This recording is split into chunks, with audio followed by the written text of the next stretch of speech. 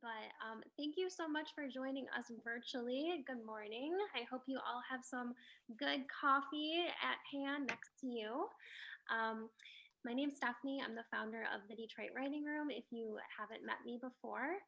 And a special thank you to all the coffee shops who are participating today. We've got Populous, Radical Coffee Project, and Drifter Coffee. Obviously, we would have much rather had you all in person at the writing room, but we are glad that we can do this safely from our homes this morning. So before we get started and dive into the coffee talks, I would love to give each of our guests a chance to say hello.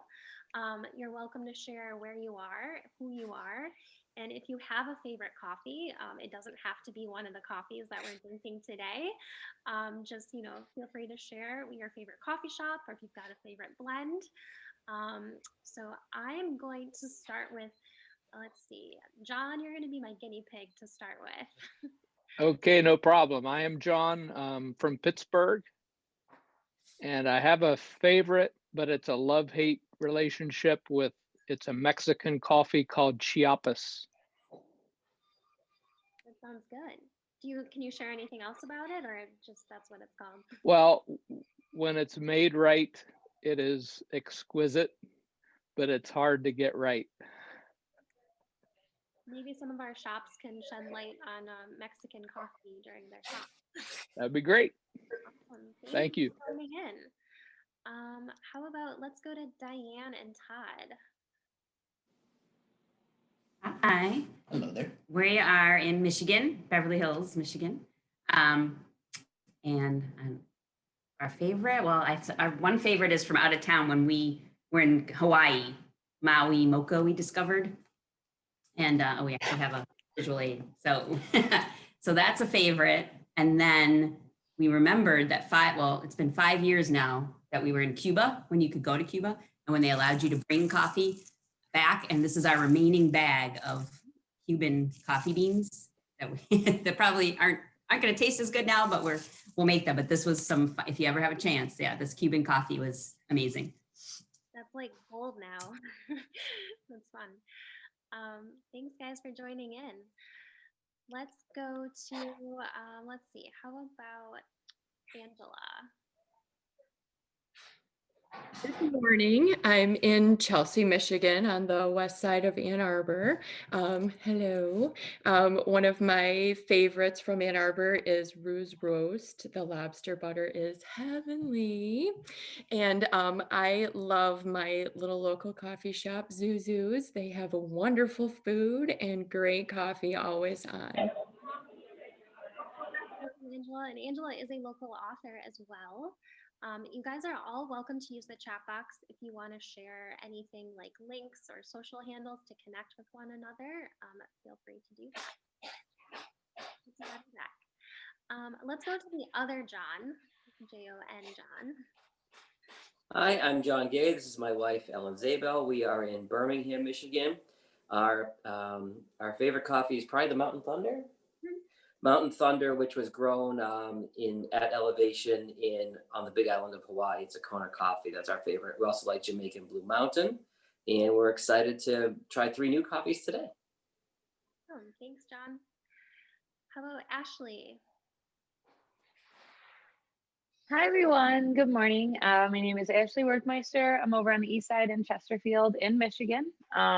I will be completely transparent and say I wasn't a huge coffee person. I was more of a creamer person. So I was like, if it's a good creamer, I'll drink it. But I've slowly realized that the creamer tastes better if the coffee is better. So my favorite coffee is literally wherever I'm located. I travel a lot. Well, I used to when life was normal. So Birmingham, I heard somebody's from Birmingham. Roast is my favorite place. Anything they have is heaven.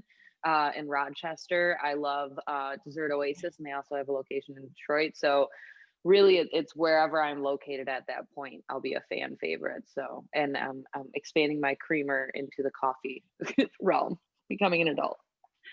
Awesome. Thank you, Ashley. I love the blue. It looks so good. Thank you. How about Jamel Jones, Coach Jones from Toledo? You gotta go off mute. Okay, can you hear me? I can.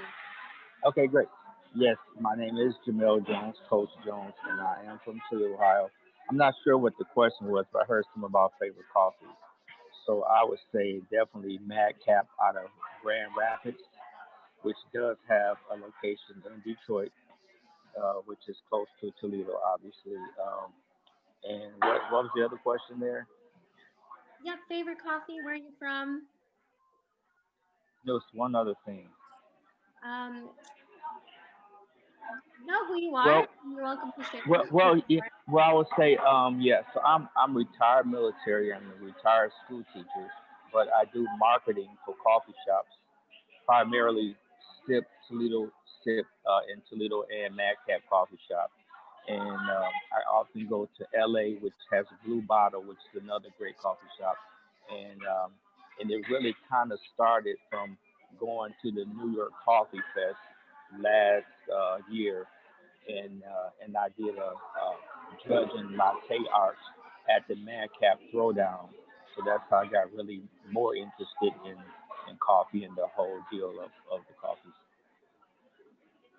Thanks, thanks, Jamal. I'm excited to have you here. I know you're a huge supporter of us and also a bunch of these coffee shops. So thank you for tuning in. Let's see. How about Lori? If you're able to take yourself off mute, if you want to introduce yourself.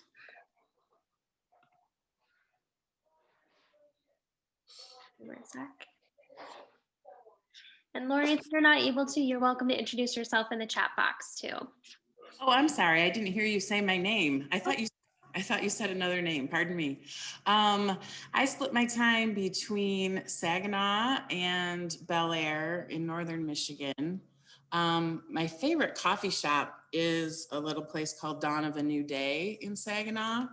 And one of the things I like about them is that they sort of remind me of my favorite coffee, Radical Coffee, because I not only enjoy the experience, but the mission behind the coffee and the coffee shop. So Awesome. Thank you. It's nice to have you join us. thanks. Lastly, we've got Jacqueline here, if you want to say hello. Hi. Hey, I'm Jacqueline. I'm a student at the University of Michigan, so I'm in Ann Arbor right now. I'm originally from West Bloomfield, Michigan, so the Metro Detroit area. I'm an intern for the Detroit Writing Room, so hi. And I'm not I'm not a huge coffee person. One time my friend took like a coffee that I had ordered and like drank some of it, and she was like, "Oh my God, that's so sweet. It tastes like a milkshake. Like why?" But super excited to learn more. Awesome. That's okay if you're not a coffee person. We will still welcome you. All right. So the way this will work is each shop is going to get about 15 minutes to talk. Guests, you are welcome to brew the coffee as they're talking. If you've already made it and have it on hand, that's cool. This is casual. You can do it however you would like. I did want to ask if before we start, if everyone could hold up their coffee mug or coffee, whatever they're drinking, and we'll take like a quick screenshot picture of everybody. Give you a sec. Okay, I'll count you down. 3, 2, 1. Oh, hold on. Todd's coming. There we go. 3, 2, 1. Awesome. Thank you. All right. So first up, we have Radical Coffee Project. They were actually our coffee tasting winners last year when we had this in person at the Detroit Writing Room. And I've got a bag here so you guys can see what it looks like. But, oh, and we've got one more person joining in. Allison, welcome. It says Ashley, but I know it's Allison. Before we get started, Allie, do you want to say hi? We did quick introductions, who you are and your favorite coffee. Hi, everybody. I'm Allie. Hi, I'm Chad. Favorite coffee. What is it called? Death Wish is one of our new favorites. It's really good. Where's that from? Where can you find it? You can find it at Kroger or online. They're out of like New York, I believe. So yeah, so not Detroit, but it's a very highly caffeinated coffee. So. Yeah, if you need a boost. Sounds good. All right, welcome guys. All right, so we're gonna go to Radical Coffee Project now. So Scott, Morgan, Catherine, you guys take it away. Yeah, can you hear us? Okay. Yep, we can hear you. Always need to do the technology check. Yeah, so I'm Scott. This is Morgan, and then Catherine is out there somewhere in the fields. So we are the Radical Coffee Project, and we'll kind of tell you a little bit about how we started, what we do, and what we've been up to. The three of us together are the co-founders of the project, and this all started when we were students in college. The three of us were part of a nonprofit microfinance group that predominantly worked in Guatemala to facilitate interest-free loans to small businesses in Guatemala through a very close partner on the ground that we had worked with. So when we were seniors, we actually took a trip down to Guatemala to visit our partners, but also our borrowers and loan recipients on the ground, just to check in and see how things were going. And when we were down there, we had the opportunity to meet with a group of 50 farmers on Lake Atitlan in Guatemala. And really the conversation was, to see if we could help provide financing for projects that they wanted to do. But quickly the conversation turned more into what they truly needed, which was a market that they could sell their coffee and fetch a much higher price than what they were able to do through some of the large players in the Guatemalan coffee industry. They're a small group, so they don't have much bargaining power. So they were really kind of being crushed by the low price of coffee, and they didn't have many options to really sustain themselves. So they picked on us three college kids and asked if we wanted to start buying their coffee. So up until that point, I knew nothing, Morgan knew nothing, Catherine knew nothing, but we decided to take a swing at it. And that's kind of how we started, was from that conversation, and from the farmers that we continue to work with today asking us to help provide a sustainable and equitable market for them to sell their coffee through. So that's kind of where the idea started. And then I'll pass it off to Morgan to kind of talk about what we did from there and how we've run with it. Yes, I just want to back up a little bit. Does anyone know what microfinance is on the call? Or has heard of it before? I have, but I'm in finance as a living, so I don't know if I count. But yes, I have heard. So kudos, the whole story, amazing. But yes. Do you want to give us what your definition is of microfinance? I don't know if I can do that on the spot. I feel like I'm not. I don't know. No answer is a bad answer. It's exactly what the name insinuates. So it's just smaller versions of what we know as traditional financing. So it could be micro loans, or it could be micro insurance, micro savings accounts. So that's what we were doing at MSU. As students, we were primarily focused on micro lending, because in these more impoverished areas of the world, access to financing is very limited. We can go down the street here and sign up with a bank and get a savings account same day. That really is not the case for a lot of different countries. And so when you have these small business owners that are looking to either start a business or expand their business, they might need capital, they might need money to do so. And even if they're able to find a bank or someone that can lend to them, it's almost always at insurmountable interest rates. And so it's really unsustainable in terms of providing them some footing in terms of running their business. And so that's why we were doing microlending. We were doing it through Sport and Global Development Fund. And the whole premise of that is that we do interest-free loans. And so it's run primarily just through the fund. And so with microfinance, it's really special because the money circulates. It's not just a one-time donation.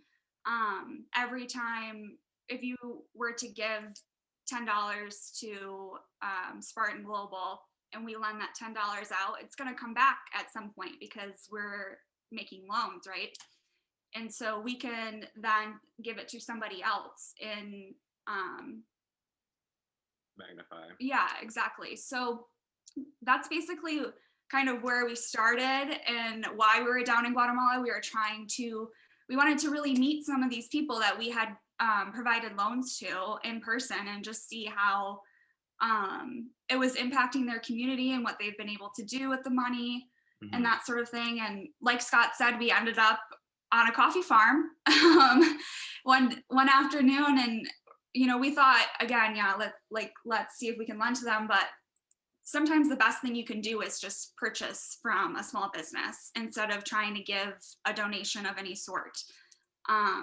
So that's why we're here. It's kind of like a backwards version, I feel like, of a lot of coffee places. Like, I feel like you start because you have a passion for coffee and you want to share that with others. And so you start either roasting or you start with a brick and mortar shop.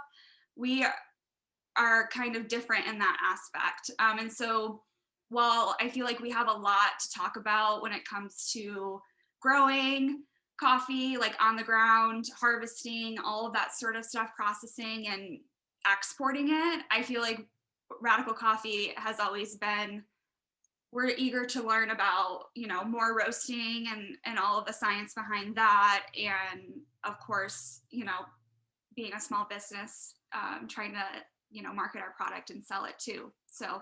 Yeah. And the idea that we started with, we've taken and grown. So what we do right now with Radical is we work exclusively with the 50 farmers that we met now 2.5, 3 years ago.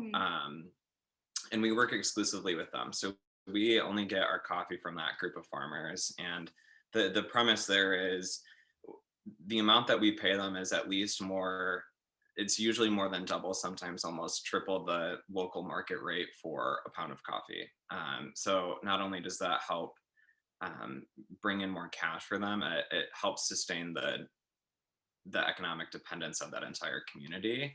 And then we are a registered social enterprise with the state. So all proceeds from coffee sales are then reinvested back into microloans. We've extended a loan right back to the same farmers that we work with, but then also right here in Detroit and the state of Michigan through a nonprofit here in the city called Keep It Detroit. So our mission is to do good by doing good business. And everything that we do is a values-based approach to business. And that's not always easy to do, but we don't think it should be a radical approach to take. So that's kind of where our name comes from. And really in anything we do, we're trying to stay consistent to the values and the ethics that we kind of started this whole thing from. And we try and visit the farmers every year. Luckily, we were in Guatemala, I think about 4 days before the state shut down. We came back. So we snuck it in there. And like 11 months ago now? Yeah. Something like that. Catherine, did you want to talk about what we were doing the most recent time that we were down visiting our farming partners? Sure. Yeah, so like Scott said, we were lucky to sneak a trip in there. I think the first cases started popping up as we were there. We were checking whenever we could get internet connection on where we were at in the States. But yeah, we were able to go down, luckily at the time, meet with all the farmers again, stay in the community. We were building, Scott, I'm blanking out on the name, so you're gonna have to help me, drying platform. Yes, a beneficial. Yes, yep, a beneficio. So we are helping them build that down there. So that was a very interesting experience because that was part of the coffee, the drying process I was currently not familiar with before. But we got to pick coffee cherries and spend some days out in the field there, which was very great and very hard work. And I'd never done it before. So that was very fun to, like Morgan said, be able to be a part of that beginning experience, the beginning process. Because I actually didn't have a passion for coffee specifically before all this. And then when I got to learn the process and the typical supply chain and all that stuff that went into it, it was absolutely eye-opening, and it was very, very eye-opening to be there and to be the one doing the hard work. So ultimately what I love about Radical is that those actually doing the hard work and picking those coffee cherries and everything, they can earn what they deserve to earn for doing the hard work. I don't know if Scott or Morgan wants to add anything from the last trip. I probably missed quite a bit. Yeah, we were down there primarily to assist them in what we gave them a loan for, which was to build a larger drying patio for coffee. So for those that don't know, when you pick coffee, it's in a cherry, or it kind of looks like a cranberry, actually. And the beans are inside. And so once you get the outer cherry off of the beans, they're wet, right? Because it's a fruit. And then there's some other processing steps that take place, but a large part of it is drying the coffee. And so they'll lay it out flat on like a patio and let the sun dry it. So yeah, that's why we were down there. And I really love what Catherine, just said here about how our main focus really is to ensure that Chakaya, the coffee association that we source our beans from, they're getting what they should get in terms of recognition and also funds, because in our eyes, they are doing the hardest work when it comes to getting the coffee to your cup, right? And I think that unfortunately the US doesn't have, Scott's trying to get me to talk about the coffee. So so we've got like our roast. Sorry, I was gonna finish just talking about really quick. So the US doesn't grow coffee except for Hawaii, right? And so we're really removed from the growing process, and a lot of us don't have the knowledge about like all the steps that it takes to get to your cup, right? So that's something that we really love about our experiences that we've had the last like 3-4 years with coffee. And so transitioning into that, the coffee that's in your cup when you're drinking Radical is it's a blend of an Arabica. Typica. Yeah, so we've got Typica, Bourbon, and Caturra, which are all Arabica strains. And it's grown at, help me out here. It's about like a mile high. 5,200 feet? I don't know. It's like the top 10% of, in terms of elevation of all coffee that's grown. Mm-hmm. And it's not, actually this year they were able to get it certified organic. So it previously has all been organic principles, but just in terms of getting certified, they just were able to do that, Chakaya. So it's organic, grown at really high elevation. Shade grown.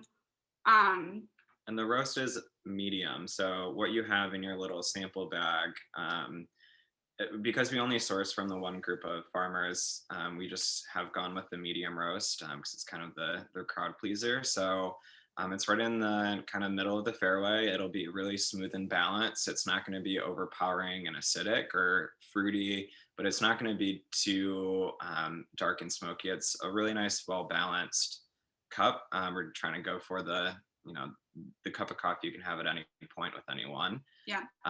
And unlike the amazing Drifter and Populace that have their own cafes, we just have our online shop. So if you wanted to buy a bag, check us out online. We'll do Eastern Market in the summers. So yeah, check us out online on Instagram, Facebook. If you have any questions, I know Stephanie is going to do a Q&A at the end, but our inbox is always open. We get way too excited when we get people that want to talk to us because we love to talk about coffee. So yeah, so don't be shy. Stephanie, if you're ready to cut us off, go for it. Don't be afraid. Or if there's any, immediate questions right now that we can field. I think one thing, if the shops can explain, like, is there a special way to brew your coffee? I know I got a question via email before the event started, like, should it be pour over or French press, or if there's any specific, like, mechanics behind how to brew it. That's a really good question. And because we have it at a medium roast, we say that it can be brewed, when whatever, it works with whatever brewing type that you prefer, right? You can throw it in a drip coffee maker, French press, pour over, AeroPress, espresso machine, whatever you really like to brew your coffee with, whatever you have on hand.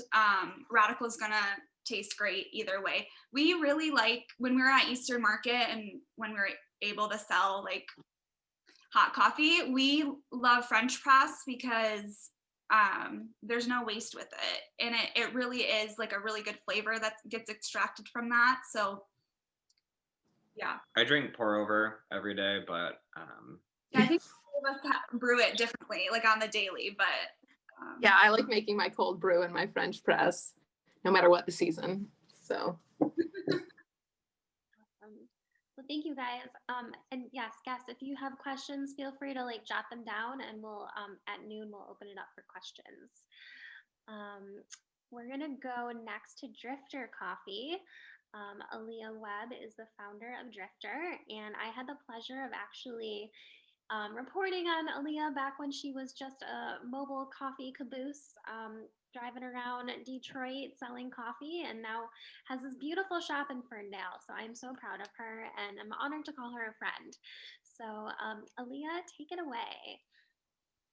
Hey guys, what's up? My name's Aaliyah and this is Alex, and we're from Drifter. Alex is the cafe manager. I'm the founder. I started with a mobile coffee trailer and traveled all over the Lower Peninsula serving coffee at festivals and farmers markets, weddings, served a lot of weddings. And 2 years ago, I opened the shop here in Ferndale, almost 2 years ago.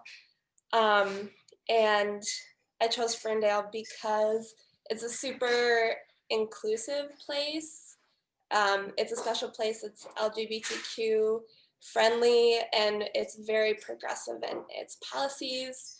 And even our mayor is very inclusive as far as trying to make Ferndale even more welcoming and anti-racist and things like that.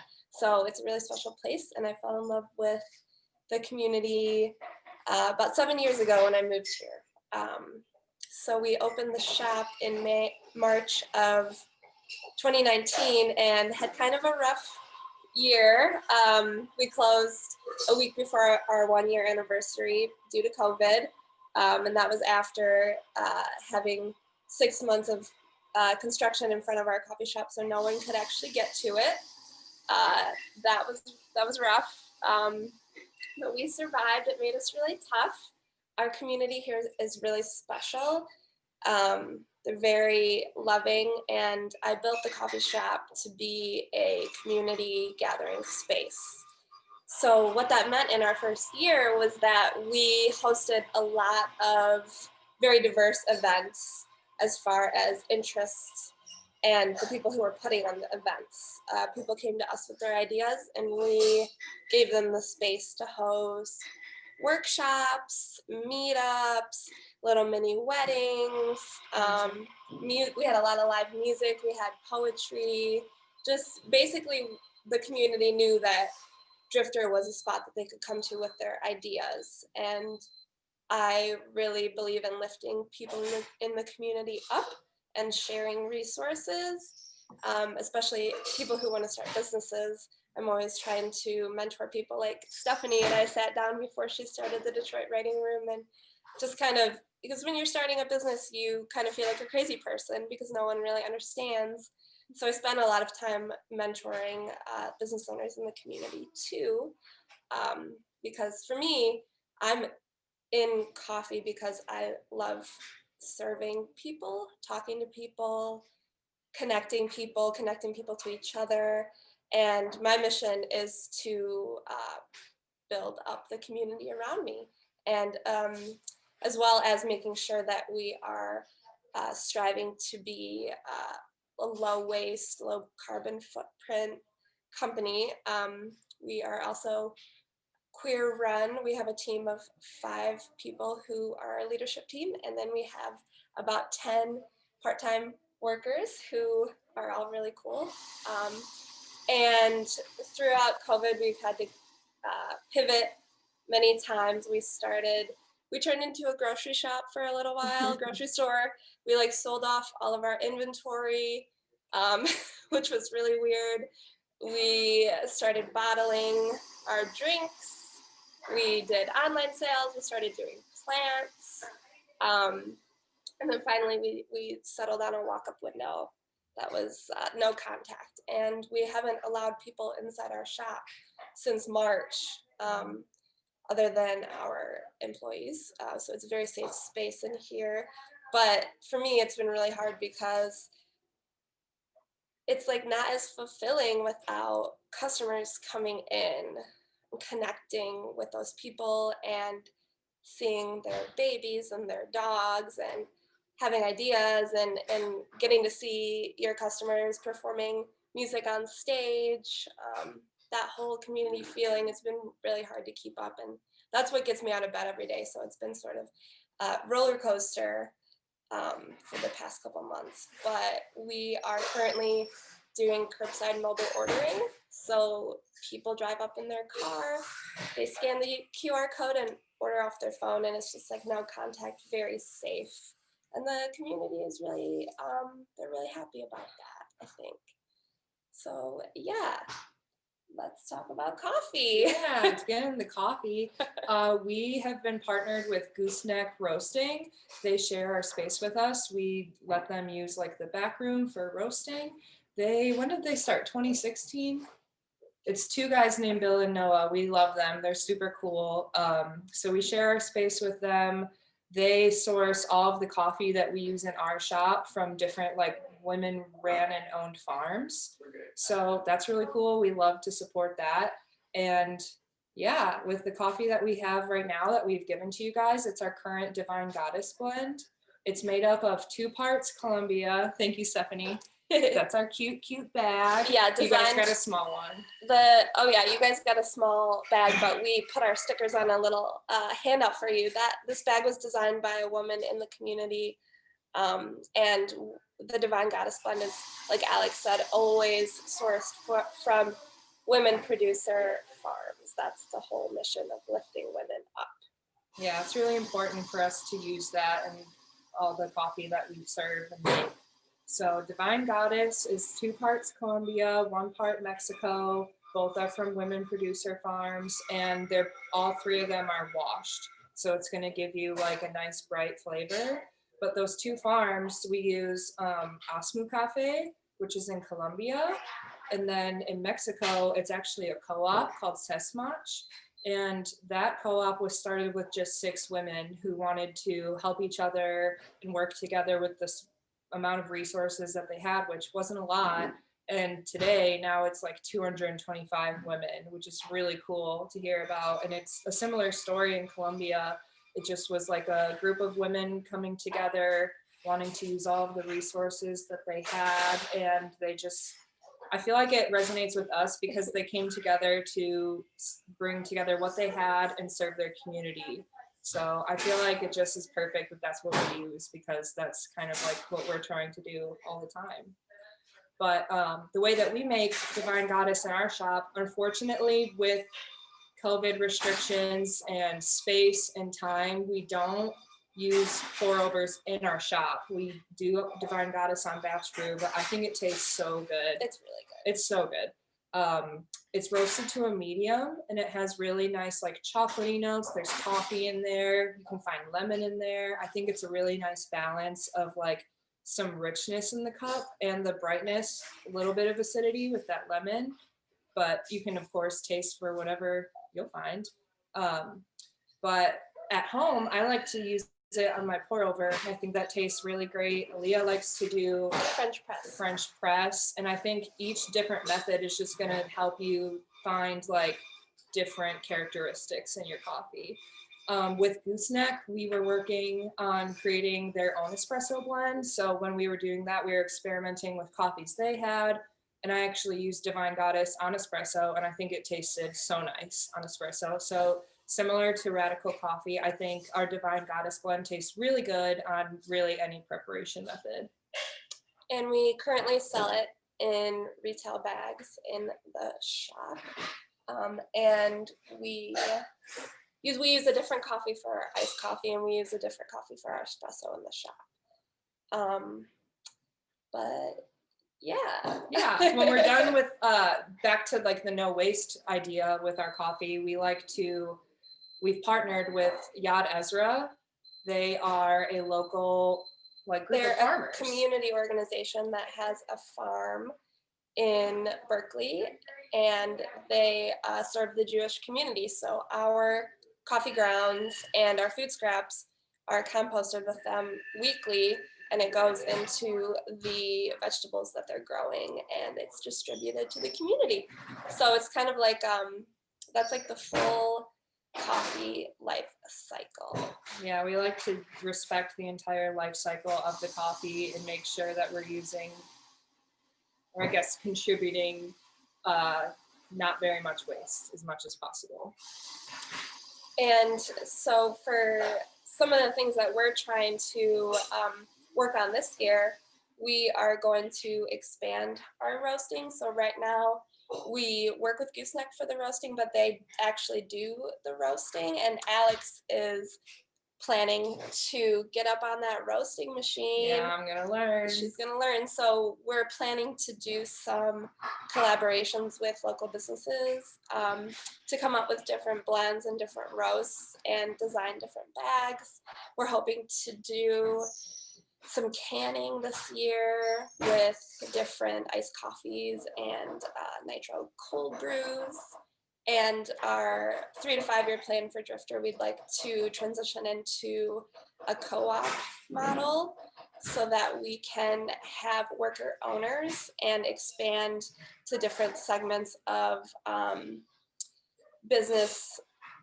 different businesses within our business so that we can better serve the community. So I'd really like to start a community art center, and we're planning on starting maybe like a farm to table bakery next door, and basically just trying to work on changing our business model so that we can give more profits to our community, so we can donate to different things like green infrastructure and more LGBTQ centers and activities and other free ways for the community to learn and expand, and mutual aid to help each other out.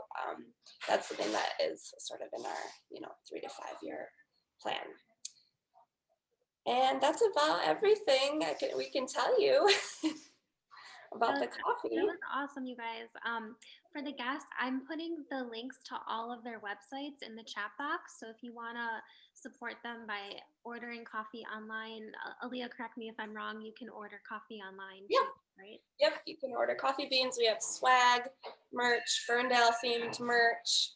And then, we're open Wednesday through Sunday, 8 to 3, and then 9 to 3 on Saturday and Sunday. So come on by, get a drink. We have really good baked goods as well. And we're in Ferndale.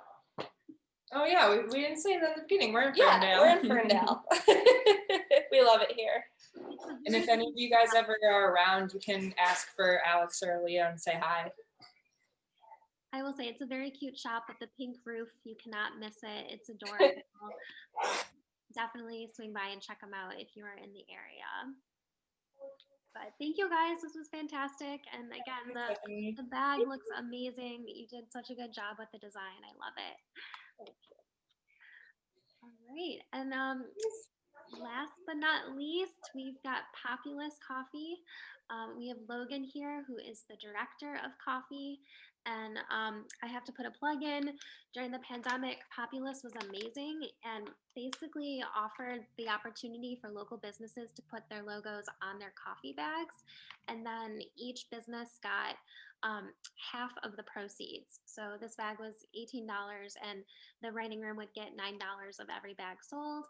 And because of that program, we got a couple $100, which helped us with rent and utilities and things that, you know, we still had to pay while we were not physically open. So Logan, thank you so much for that amazing program. And you can share more about it too, if you'd like to. Sure. Yeah, so my name's Logan. I'm the director of coffee for Populace Coffee. So I've worked with Populace for about a little over 3 years now. We're based, like headquartered in Bay City, Michigan. But prior to that, I just got a plug. I lived in Ferndale for like 5 or 6 years before that. So, and I'm kind of like a coffee lifer. So if you've been to other coffee shops in like the Metro Detroit area, you've likely seen me at some point in time. But so I've worked with Populace for about a little over 3 years. Director of coffee, meaning I roast all the coffee, I source all the green coffee that goes into our different blends or different single origin coffees. I do the training with the baristas at our cafes, the baristas at our wholesale partner cafes and restaurants. Do different things like this, classes, workshops. I'm sort of the main point of contact for anything coffee related for Populace. So I've kind of got my hands in a bunch of different things, but that's sort of what I do. Populace was founded in 2010. Our founder, Andrew, prior to that worked at Intelligentsia in Venice, California. So if anyone's familiar with Intelli, they're kind of one of the leading like specialty coffee companies. They sort of paved the way for a lot of the practices that smaller companies like us and do today. Like a lot of that wouldn't exist if it wasn't for like Intelli, Stumptown, Blue Bottle. They were definitely all on the forefront of that. So Andrew worked for Intelli, was like, hey, this doesn't exist in Michigan. I'm going to bring it back. So brought it back right around the same time that like Madcap was getting their start. And these other companies have been doing this specialty coffee thing in Michigan for a long time. So we've got a couple different cafes. Our physical footprint's a lot smaller right now due to COVID. We've kind of had to scale everything back and really focus on wholesale for the time being. But we still have our cafe in Bay City is still operating on a like takeout only type basis. And then, really focusing on the wholesale online sales and things right now until things get a little bit back to normal. And then we obviously the wholesale business too. We worked with a bunch of different cafes and restaurants like all across the state, some out of the state, like Rose's Fine Foods, Sister Pie in Detroit, Lantern in Grand Rapids, Strange Matter in Lansing. We worked with a bunch of different people. That's one of the great like privileges of being a wholesale coffee company is you get to meet a bunch of other like kind of like ragtag misfit coffee service industry lifers. That's one of my favorite things about it. You know, other like musicians and artists and people that were like, I could work in an office, but I don't want to, so I'm going to do coffee. That's always been one of my favorite things about it. And then, so wholesale, and then we have our online business and our website, populace.coffee. You'll find like all of our blends, like flagship blends, seasonal blends, and then single origin coffees. We typically have about like 6 or 7 different coffees available at a time. And then we work with different subscription companies like Misto Box, or those sort of, you know, like expert curated subscription, new coffee every month type companies. And then lastly, yeah, we did the small business program. We had like a huge reach with that. We worked with like over 120 different small businesses, I believe, and yeah, did custom labels with their logo, their art elements, and then half the proceeds for all that went to the businesses. So that was a good way to, yeah, do some good for the industry that's treated us well for 10 years, over 10 years. Sort of, you know, pay our respects to the people that make it possible for us. And then we were able to meet a lot of new people, and not a lot of other like-minded small businesses that are just trying to like hustle through this pandemic. Yeah, so that's sort of the basis, I think, of what we do. I guess what we're about. I didn't think to talk about that. So our thing has always been, as the name implies, Populace Coffee, being a really like accessible and like inclusive coffee company, especially in the early days, like 2010, and into the 2013, 2014, specialty coffee had this real kind of like pretension about it, very like statistic based. You know, what's the total dissolved solids on your espresso, like, oh, like we don't do batch brew coffee, and yeah, you know, all this stuff, kind of like holier than thou. And that's the way it was like in California, or when Andrew worked in Intelli, and he's like, that is not going to fly like in Michigan, especially in Bay City. Like, we're really kind of like down to earth working class town that, you know, we're better than you attitude doesn't really like fly if you want to have a successful business. So we've always tried to keep it pretty accessible, pretty you know, inclusive. Like, most of our baristas we hire are like, have never been baristas before. We always like to start like from scratch, and that brings a lot of new people into the industry. We actually don't even do pour over coffee in our cafes. It's like batch brew only and espresso drinks. We don't shy away from like the more you know, like flavored like seasonal drinks and stuff. We just do them like make our own syrups and things that are a little bit more interesting than just, you know, a vanilla latte or whatever. But we want everyone to be able to like feel comfortable coming to our spaces and experiencing our coffee and our brand.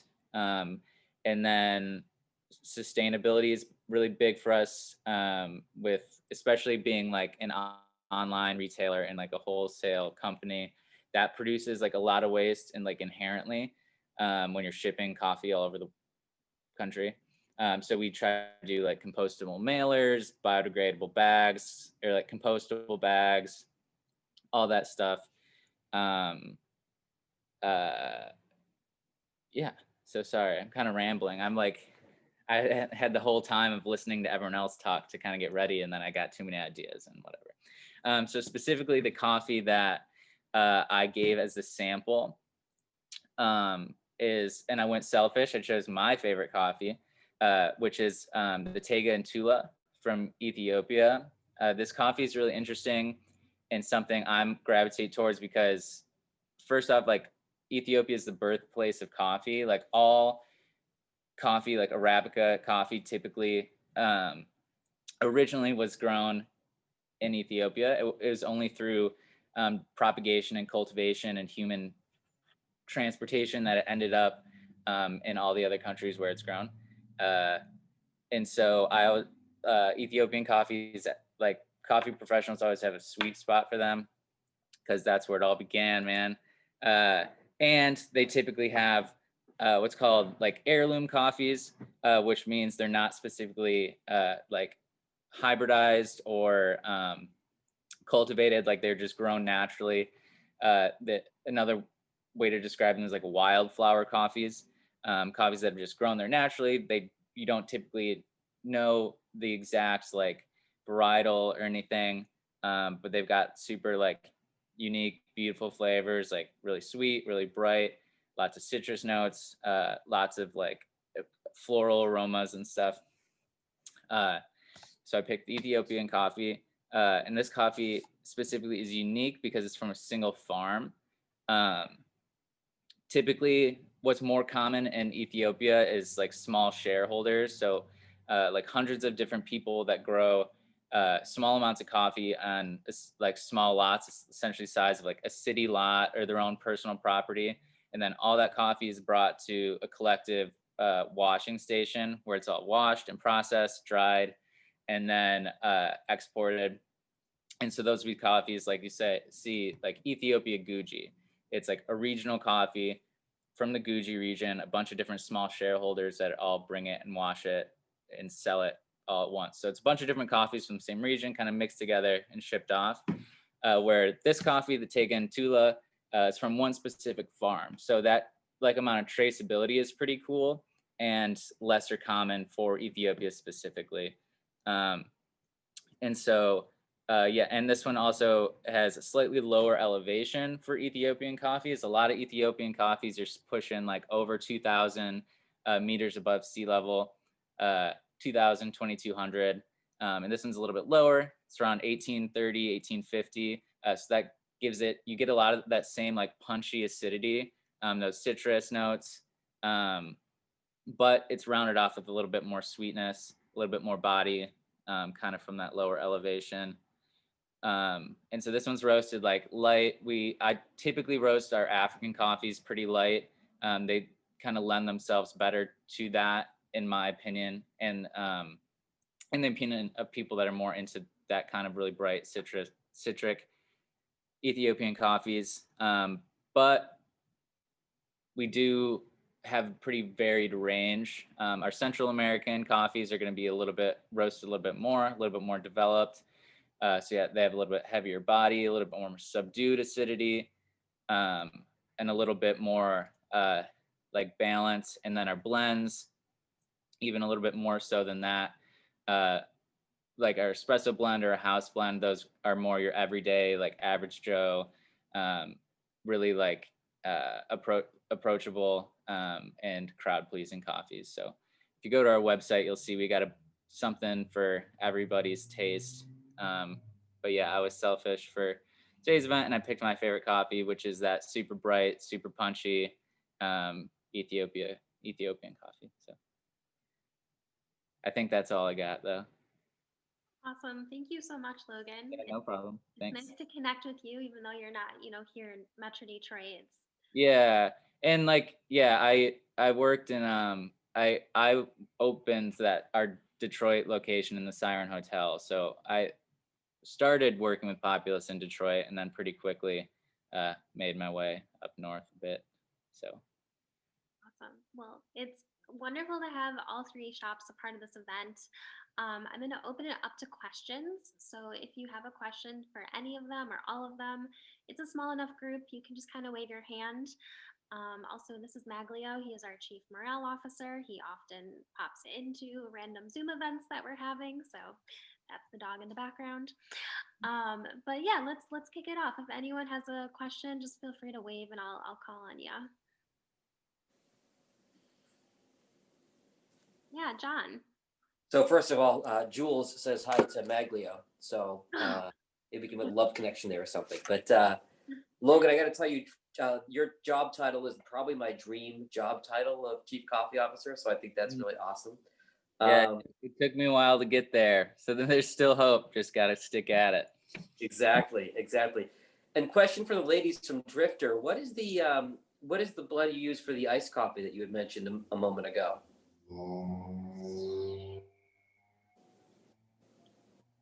Hi, John. Thanks for asking. For my iced coffee right now, we don't use a blend. It's just a single origin Ethiopia from Gooseneck. They call it Kaon, and it's just like a typical Ethiopia, but we really love it because it's like the blueberries and the brightness, and I think it tastes so nice on iced coffee. And we do like a Japanese method over the ice with hot coffee. So I think it tastes so great. Very cool. Thank you. Yeah, thanks for asking. Let's see, Ashley, did you wave your hand or were you just saying hi? I mean, we could say both, like hi, but yes, I did have a question or a couple. First, Radical Coffee, I think I would strictly buy your product on your mission alone. The way you presented it was absolutely phenomenal, and it was quite an enjoyable cup of coffee. I did not get a chance to try the Ethiopian blend yet, but I almost feel like I want to wait till like later on this afternoon with the way you described it. My main question is for the Drifter Coffee ladies. This artwork that was provided on the flyer is just absolutely phenomenal. And you guys had kind of mentioned having like a co-op space in Ferndale.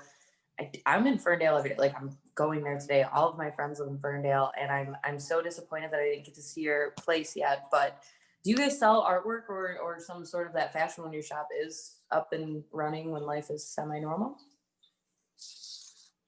That's a great question. We do a lot of our own artwork as far as merch goes. So we have a lot of stickers that we do. We also have pins that are based on different design elements from our shop. Like we have this pin that is a rainbow mosaic, which we actually have in the entryway of our coffee shop. It's like a rainbow tile. We also have different outer space themed merch. Most of it was designed by our art director, Amelia. So she takes a lot of pinks and blues and like earthy elements, and she wanted the coffee bag to be very feminine but also very earthy. So that's why it's the goddess, who is also like a tree with the coffee elements on her body. We're working on hopefully turning that into a sticker and maybe a shirt. But when we were open, we featured a lot of local artists in our space and allowed them to sell their art. And that was a really cool program that we were doing. And I really miss that. Yeah. Well, hopefully it'll be back soon, 2020. Oh. But thank you. Thank you. Other questions? Jamel and then John, the other John. Jamel first. Yes, my question is, so I'm like a primarily a customer, but I do promote all local businesses, and my concern is, and what I've been seeing in other restaurant type of businesses, is that because of this pandemic, businesses have gotten so used to just like putting their chairs in the corner and just serving out the window that they thinking, well, maybe I can cut back on staff, I can cut back on mopping in the bathroom or whatever, that will, when everything opens back up, supposedly in Michigan, on the 1st, when you guys start to open back up. And because right now I'm in Sip Coffee Shop. That's where I'm doing this Zoom. That's why I keep seeing me looking around, because all type of stuff is going on. But Ohio is like wide open. I mean, when you get up to go do something, you put your mask on, and you sit down on your chair, you don't have your mask on. And I've seen more Michigan plates, in Ohio since it's going on. Leah Carroll, who did an art showing at the Detroit Writing Room, she's calling this afternoon to go and enjoy the Toledo Art Museum and probably some coffee shops and restaurants and breweries, whatever that I pointed her to. And we're going to meet later on. But so like that's my concern. Like, when you guys plan on, or do you plan on ever like opening back up for customers?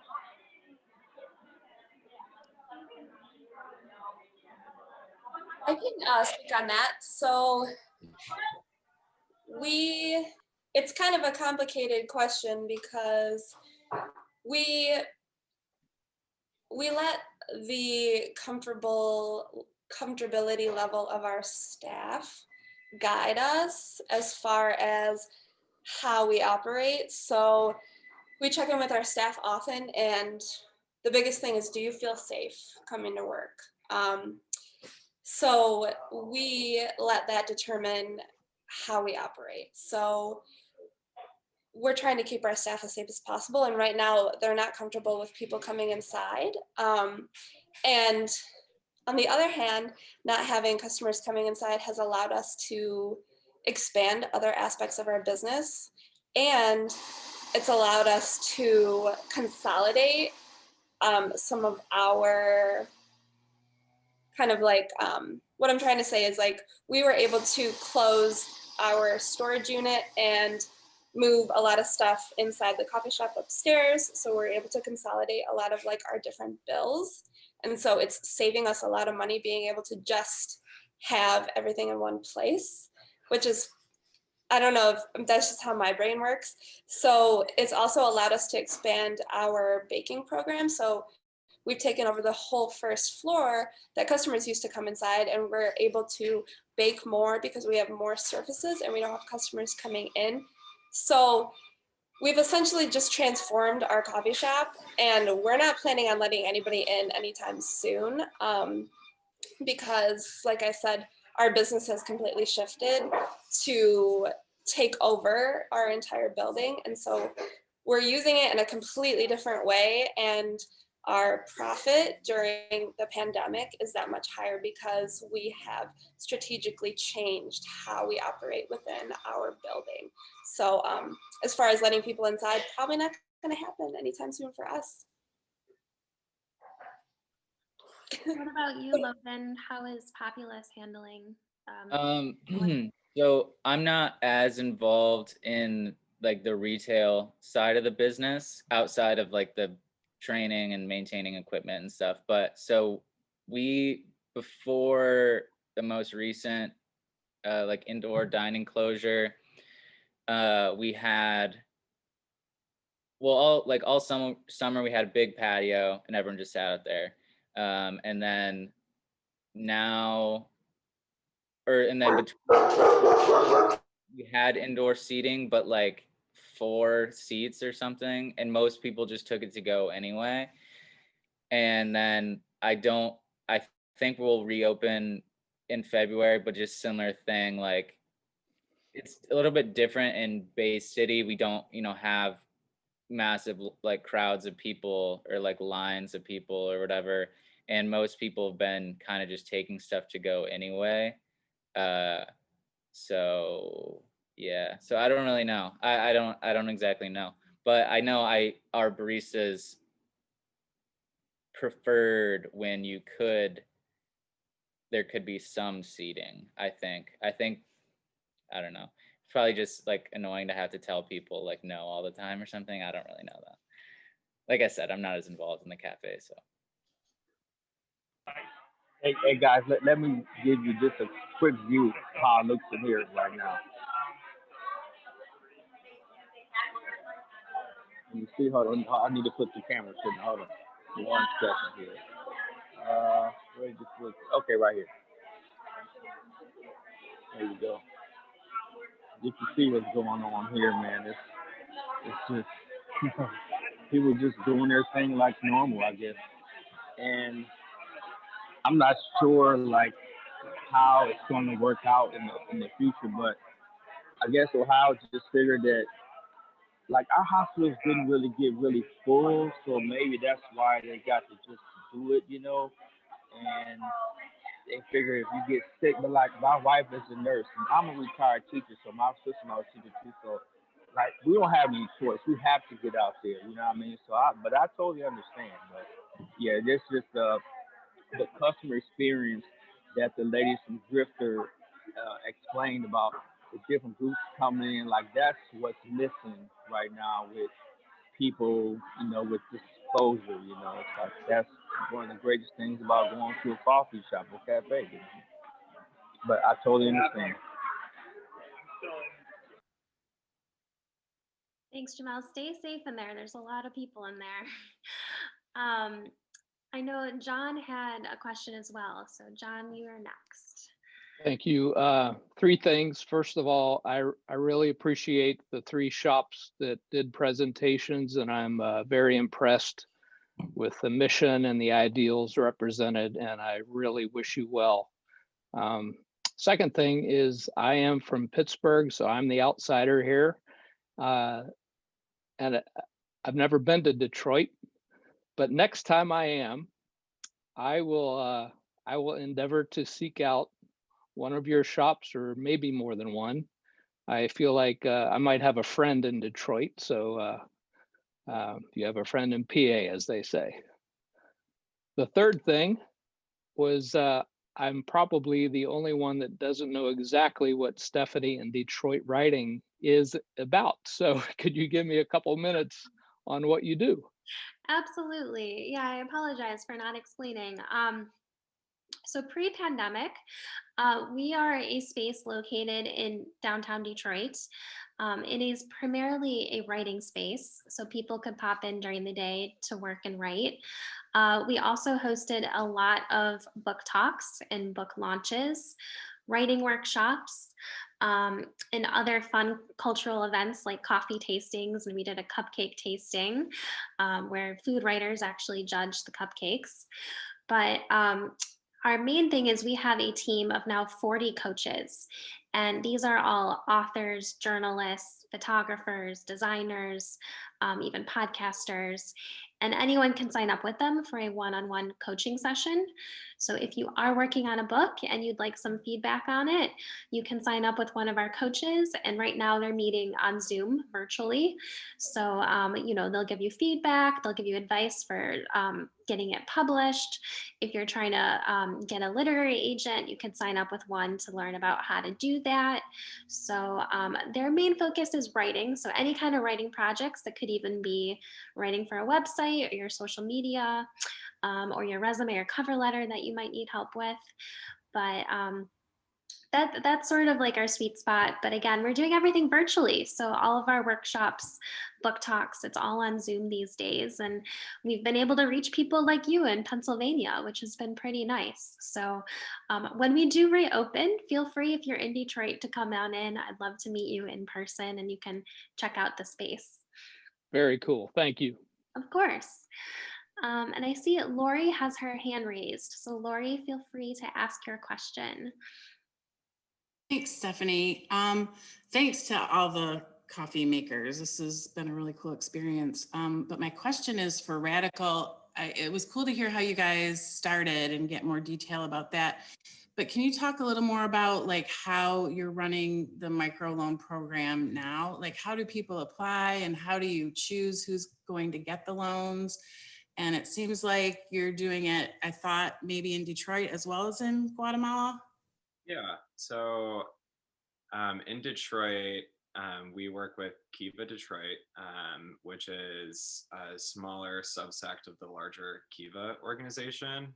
So they're an international microlending platform and nonprofit, but they started internationally, but have kind of pulled back also to domestic cities like Detroit. So Kiva Detroit fields all of the entrepreneurs and has them run through a training program where they have coaches, lessons, workshops, and then basically crowdfunds the cash for loans. So lending in Michigan and in Detroit is really easy.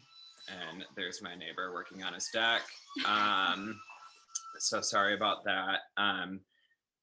So it's really easy for us to have all of that legwork done by Kiva Detroit, and they'll post a profile of whoever we want to lend to, their business, what they're doing, what they would need the funds for. So here in Detroit, we've really tried to focus on Black-owned businesses and also women of color here in the city, but we've also lent to folks even up in Flint. So the lending part in Michigan is really easy because Kiva Detroit does it. And the lending that we do in Guatemala is a lot more intimate because there is not that robust of an infrastructure in terms of kind of doing all the legwork. But we lean on our experience in the organization that we worked with in college. So while Radical is our own entity, we still work with the Spartan Global Development Fund, which is a nonprofit at Michigan State, which is where we went to undergrad. And so we still work very closely with that organization to facilitate loans to entrepreneurs. So we tend to stick in the areas around Antigua and then Lake Atitlan. So usually we'll just get in touch with our partners on the ground and kind of ask, hey, who in your network in the community needs a loan for their business, and they'll basically give us all the information, and depending on how big the loan is, how much we can support, we kind of go from there. But as Radical, we try to direct as many funds to Guatemala to coffee farmers, because that's what we do. So we kind of want to keep it within the industry, and specifically where we source from too. Like, it was really special to us to have the opportunity to lend Chakaya some funds to build out their drying patio, because we're buying their coffee, but we also want to help support them in any way that we can, because when they're supported, we're supported, right? Mm-hmm. So yeah, we try and keep the funds either within our industry and the partners that we work with in Guatemala, and then here in the state, we really try and focus on either women-owned businesses, Black-owned businesses, or women of color-run businesses. So yeah, does that answer the question, or is there any other follow-up? Yeah, that was great to just get some of that background. I appreciate it. Of course. Thanks, Lori. I know, in case anyone has to hop off early, we do want to give everyone a chance to vote for their favorite. And so the way we're going to do this is you can private chat me in the chat box, just the name of your favorite coffee, of the 3 that you've tried, and just privately message me, and that way you don't have to show everybody your vote. I promise I will accurately count them. I'm not biased toward anyone in particular. So if you want to vote for your favorite, feel free to message me. But do we have any other questions as we undergo voting?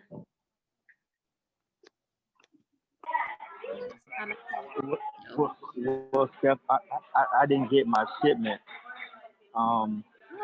But the only one I have not tasted is Drifter. So I have had Radical and Populace before. So I kind of get what. So yeah, once I get my shipment, I'll be able to judge.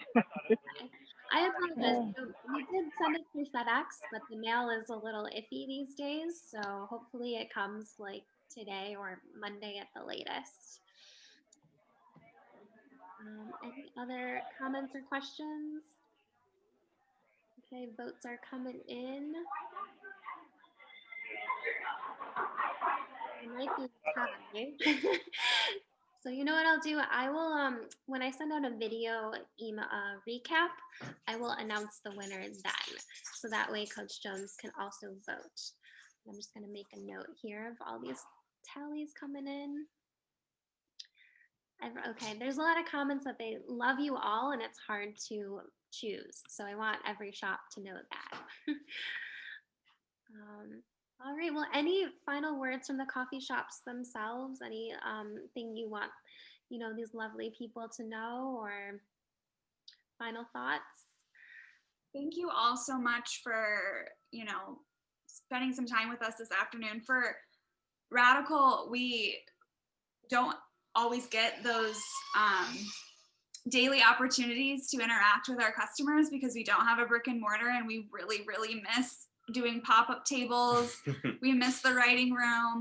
It feels crazy to think that the last time we were there was like a year ago, right? So we really appreciate all of your time today. Thank you. Yeah, and thank you, Stephanie, for hosting this and putting this together, and buy local, support local. Yep. I think that's become even more apparent and important this year. So thanks to all of you for supporting Stephanie, supporting us, Drifter, Populace. We're all a community together. So just a huge thanks to everyone. Yeah. I will echo that. We have a lot of virtual events coming up. So I'm going to put in the chat box the link. In particular, we are launching a virtual book club, which kicks off on Tuesday. So there's still time to sign up for a membership, which would get you an access to a virtual author talk each month this year. The first one is actually this Tuesday with former Detroit Mayor Dennis Archer, and he co-wrote an autobiography with one of our writing room coaches, Elizabeth Ann Atkins, and they're going to be talking at 7 o'clock on Tuesday.